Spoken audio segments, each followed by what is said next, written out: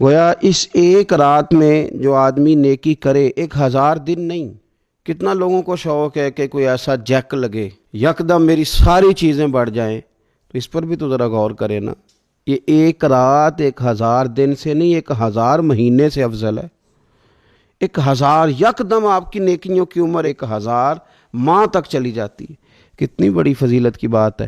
میرے رسول کریم صلی اللہ تعالی علیہ وآلہ وسلم خاص توجہ دلاتے، اس رات کے حوالے سے خاص توجہ دلاتے. اور یہ رات کب ہوتی ہے؟ صحیح حدیث میں موجود ہے. نبی پاک صلی اللہ تعالی علیہ وسلم نے فرمایا کہ اسے رمضان کے آخری عشرے میں تلاش کرو. گویا یہ جو 5 طاق راتیں ہیں نا، 21ویں، 23ویں، 25ویں، 27ویں، 29ویں، ان طاق راتوں میں اس رات کو تلاش کرو. اس رات اللہ کے فرشتے نازل ہوتے ہیں.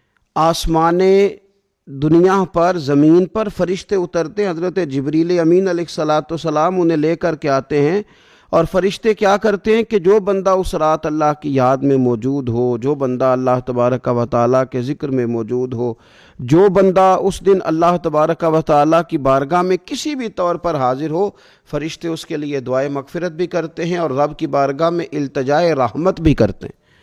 اور ایک روایت میں ہمیں یوں بھی ملتا ہے کہ فرشتے اسے مصافحہ بھی کرتے ہیں، ہاتھ بھی ملاتے ہیں.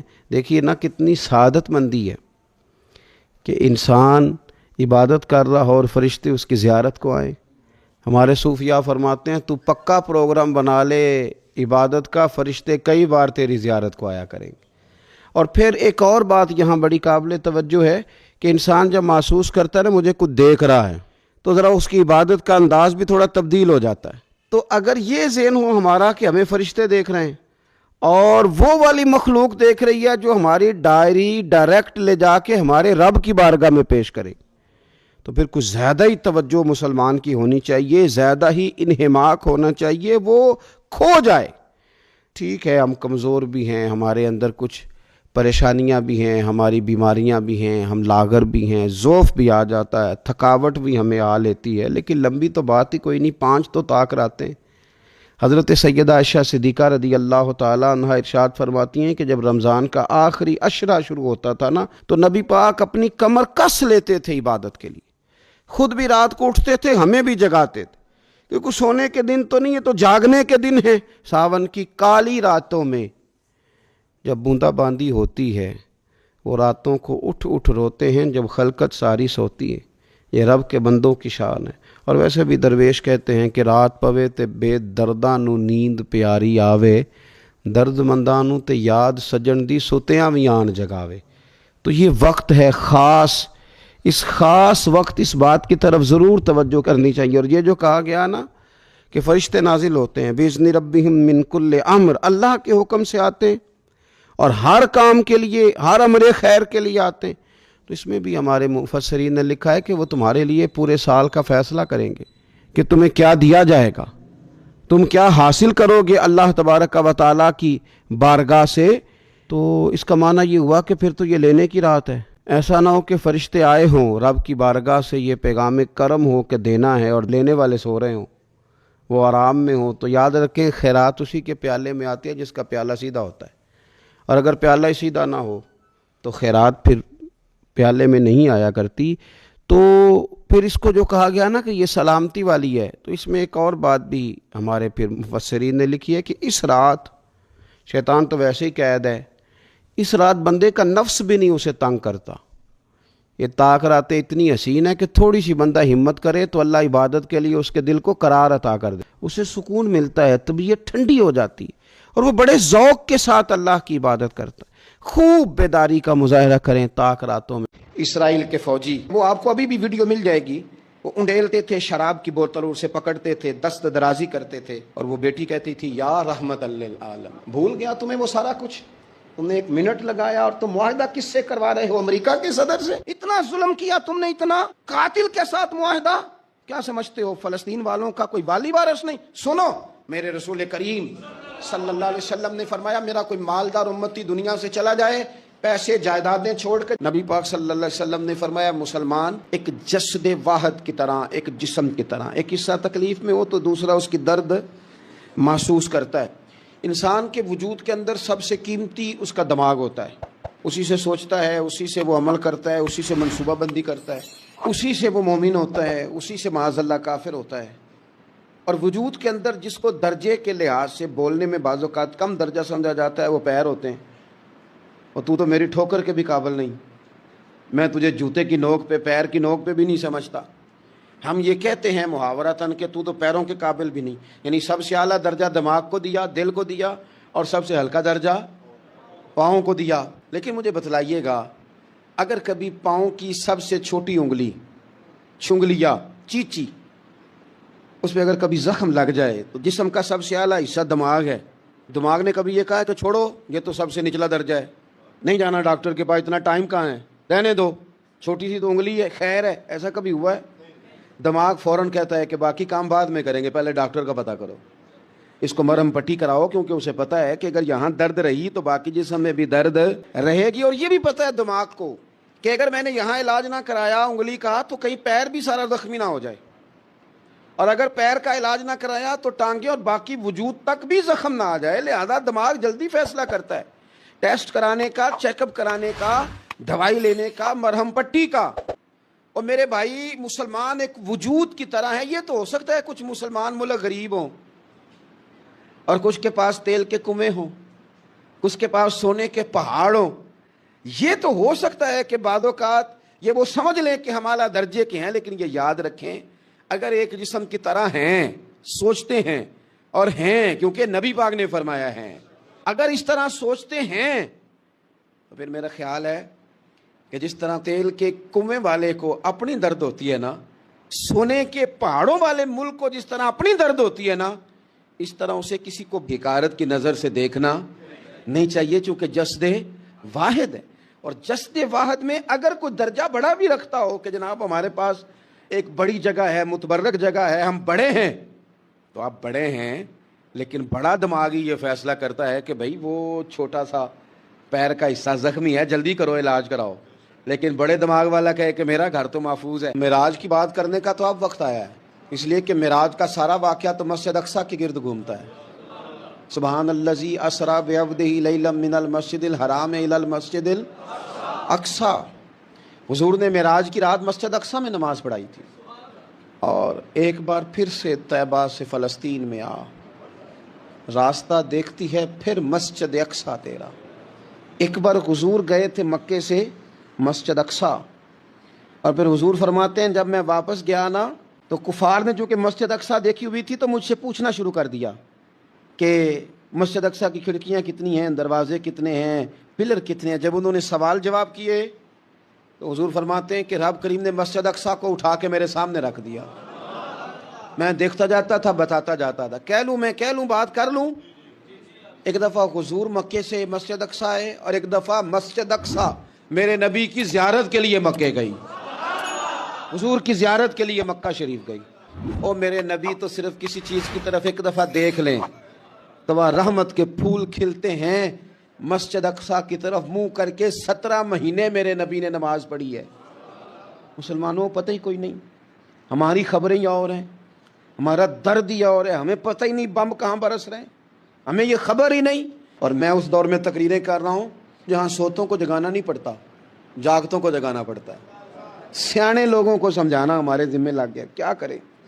اس قوم کو سکھانا پڑتا ہے جسے پتہ سارا ہے، لیکن جان بوجھ کے آنکھیں ہماری بند ہیں۔ یہ مولوی کو بات کرتا تو لوگ کہتے دیکھو مولوی گالی دیتا ہے، لیکن اگر قائد اعظم محمد علی جناح کہے کہ اسرائیل امریکہ کی ناجائز اولاد ہے تو پھر تو تمہیں ہضم کر لینا چاہیے نا، پھر تو لیبرل کو بھی ہضم ہونا چاہیے نا کہ قائد اعظم نے کہا ہے، اور اس ناجائز بچے کو تم نے اتنی طاقتیں دے دی کہ وہ مسلمانوں کے قبلہ اول میں نماز پڑھنے والوں کو بھی نہ بخشے۔ کہاں گئی تمہاری وہ انسانی حقوق کی بڑی بڑی تنظیمیں، کدھر گئی؟ اور میرا پاکستانی میڈیا سے بھی سوال ہے، چند دن پہلے سیالکوٹ میں ایک واقعہ ہوا، ناانصافی ہو گئی جی، ناانصافی ہو گئی جی ایک بی بی کے ساتھ، ہر بندے نے شور مچایا، بڑے بڑے طوفان اٹھتے ہیں، کیوں ہوا جی کیوں ہوا؟ مسجد اقصیٰ کی توہین ہو گئی تو پھر طوفان کیوں نہیں اٹھا؟ ٹاک شو کیوں نہیں ہوئے؟ بحثیں کیوں نہیں ہوئی؟ میں اس موم بتی مافیا کا کیا کروں؟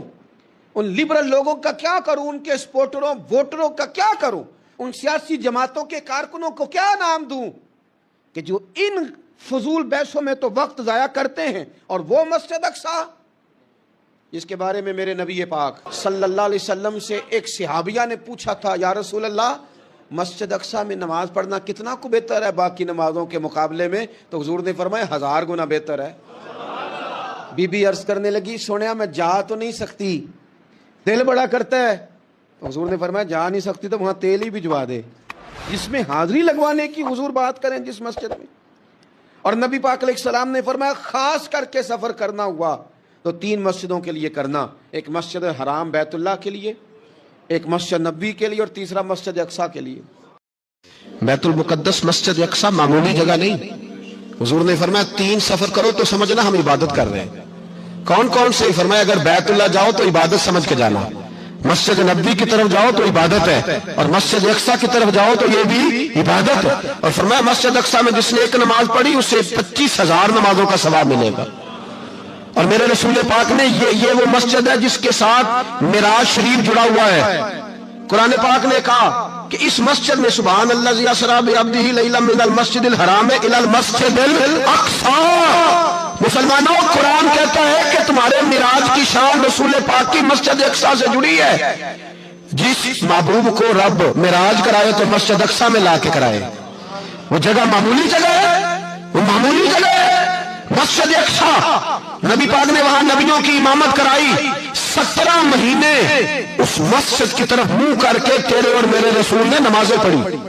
چھوٹی جگہ ہے، اور پوری دنیا کا مسلمان اسے چاہیے شرم سے گڑ جائے۔ ایک امریکہ کا صدر بول کے کہتا ہے کہ اسرائیل کو اجازت ہے اسے دارالحکومت بنائے، اور مسلمان حکمران بیان دے رہے ہیں ظالموں، لٹیروں، تم اپنی سیاستیں چمکانے کے لیے پہلے ایک دوسرے کو گالیاں دیتے ہو، پھر اکٹھے بیٹھ جاتے ہو نمبرنگ کرنے کے لیے۔ تم دین کے اس مسئلے میں سارے اکٹھے کیوں نہیں بیٹھے؟ سارے پاکستان کے سیاستدانوں کو، علماء اور مشائخ کو چاہیے تھا ایک پیج پہ اکٹھے ہوتے، اکٹھے بیٹھ کے ایک بیان ہی دے دیتے، ایک بات ہی کر دیتے۔ پھر میرا سلوٹ ہے ترکی کے صدر کو، پھر میرا سلوٹ ہے ترکی کے صدر کو۔ اس نے بہت عرصہ پہلے کہا تھا مسجد اقصیٰ میری خواب میں آئی تھی، اور رو کے کہتی تھی آئے مجھے کوئی صلاح الدین ایوبی کا ماننے والا، کوئی آئے مجھے بچائے۔ کہتے میری خواب میں آئی تھی اور روتی تھی، کہتی تھی کوئی آئے۔ اور ایک شاعر نے کہا مسجد اقصیٰ نبی پاک کو بھی بلاتی ہے، کہتی ہے ایک بار پھر طیبہ فلسطین میں آ، راستہ دیکھتی ہے پھر مسجد اقصیٰ تیرا، ایک بار پھر سے طیبہ سے فلسطین میں آ، راستہ دیکھتی ہے پھر مسجد اقصیٰ تیرا۔ کوئی بول رہا ہے نہیں اتنا مقدس مقام، چھوٹے چھوٹے بیانوں، کہیں اکٹھے ہو جاؤ، میں بتاتا ہوں تمہیں مسئلے کا حل کیا ہے۔ میں بتاتا ہوں، 2 کام کرو، ایک کام وہ کرو جو حضرت سلمان فارسی نے کیا تھا، سنو حل سنو مسئلے کا۔ میں چھوٹا آدمی ہوں پر حل سنو مسئلے کا۔ زندگی میں ایک کام مسلمان کر لے، جٹ بن کے، بھٹ بن کے، رائی بن کے، پاکستانی، مصری، سعودی بن کے بڑا جی لیا۔ ایک کام وہ کرے جو حضرت سلمان نے کیا تھا۔ جب ایک کافر نے پوچھا آپ کا نام کیا ہے تو فرمایا میرا نام اسلام ہے۔ بولیے سارے میرا نام، کہا تمہارے باپ کا نام؟ فرمایا اسلام۔ دادا کا نام؟ کہا اسلام۔ پردادا کا نام؟ بازو تیرا توحید کی قوت سے کمی ہے، اسلام تیرا دیس ہے تو مصطفی ہے۔ ایک کام وہ کرو جو حضرت سلمان نے کیا تھا۔ کافر جب پوچھے تو کہو ہم سارے اسلام ہیں، ہم سارے کیا ہیں؟ ہم پہلے مسلمان ہیں، باقی بعد میں کچھ اور چیز۔ دوسرا کام وہ کرو جو حضرت امیر معاویہ نے کیا تھا۔ سن لو یہ حال ہے اس مسئلے کا، سنو۔ حضرت مولا علی شیر خدا رضی اللہ تعالیٰ عنہ اور جناب امیر معاویہ کی جنگ ہو رہی تھی، لڑائیاں ہو رہی تھی، اختلافات تھے، فوجیں بیٹھی تھی۔ حضرت مولا علی اور جناب امیر معاویہ کی جنگ ہو رہی تھی تو روم کے بادشاہ نے، عیسائی بادشاہ نے حضرت علی کو خط لکھا کہ میں تیرے اوپر حملہ کرنے والا ہوں۔ خط لکھا نا حضرت علی کو، تو جواب حضرت امیر معاویہ نے دیا۔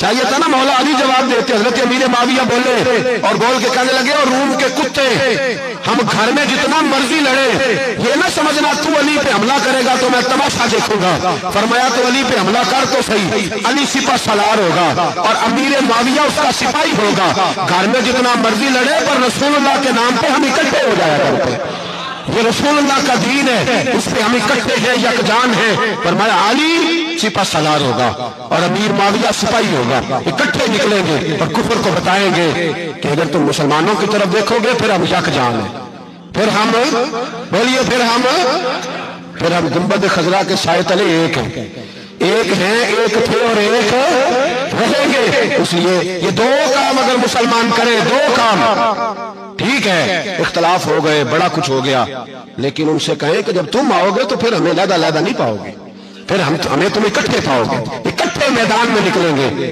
اور کوئی اتنی لمبی چوڑی بات نہیں، میں کیا کروں، میرا تو آئیڈیل بنتا جا رہا ہے طیب اردگان. عجیب بات ہے نا کہ اس کے پاس ایٹمی طاقت آپ سے کمزور ہے، آپ کی تگڑی ہے. اس کے پاس جو فوجی طاقتیں ہیں وہ اپنی جگہ پر، آپ کی فوجی طاقتوں کا لوہا مانتی ہے دنیا. لیکن پھر مجھے کہنے دو نا، میدان میں بندہ ایٹمی طاقت سے نہیں لڑتا، ایمان کی قوت سے لڑتا ہے.